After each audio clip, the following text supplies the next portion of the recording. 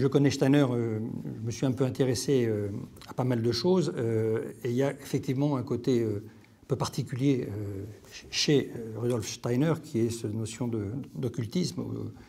Et ce que j'en ai compris, je ne suis pas un expert, mais dans la pédagogie Steiner, si elle était appliquée de manière rigoureuse, pouvait conduire aussi à ce qu'on appelle l'anthroposophisme, qui est un petit peu étonnant. Je ne pense pas que c'est le genre je dirais de pédagogie, parce que c'est un bloc complet. Moi, je pense que l'éducation, et pour toute personne qui a eu des enfants, on apprend vite que les enfants sont tous différents.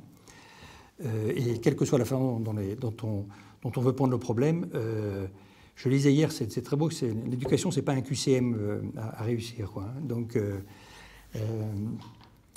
l'éducation, c'est, si on prend de manière très très classique, le vrai, le bien, le beau, quoi. Donc c'est l'éducation de l'intelligence, de la volonté et du cœur. Et c'est vraiment ces trois sujets ensemble.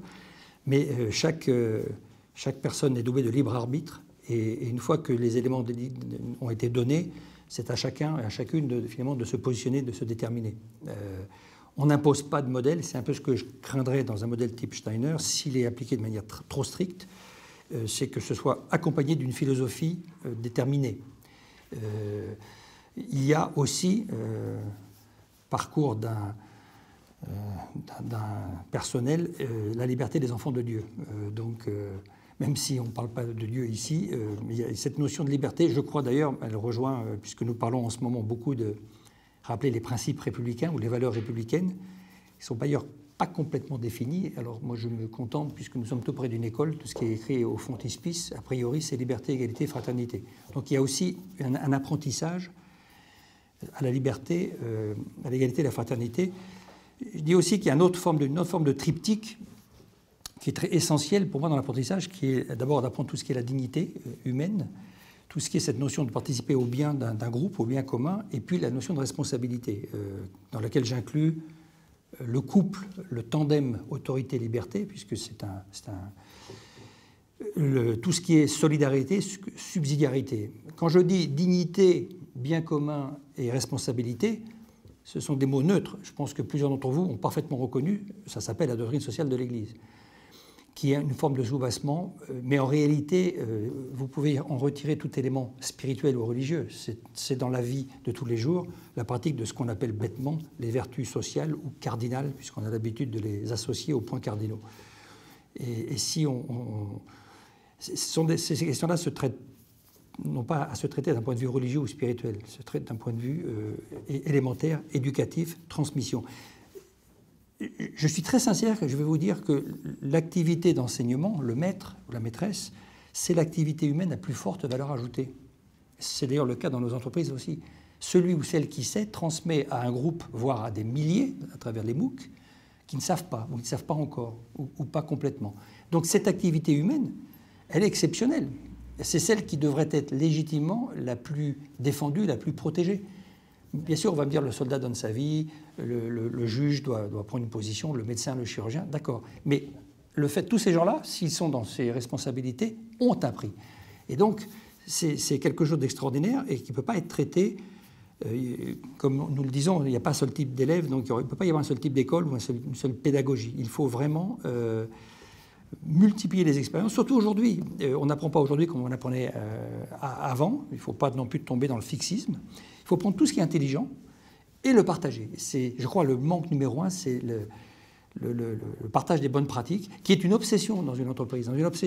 C'est dans une entreprise comme celle pour laquelle je travaille, et chez tous nos grands clients, on passe notre temps, et d'ailleurs les clients entre eux de plus en plus, y compris des gens qui sont des concurrents, apprennent les uns des autres et acceptent des forums, acceptent des partages qui auraient été inenvisageables il y a encore une dizaine d'années.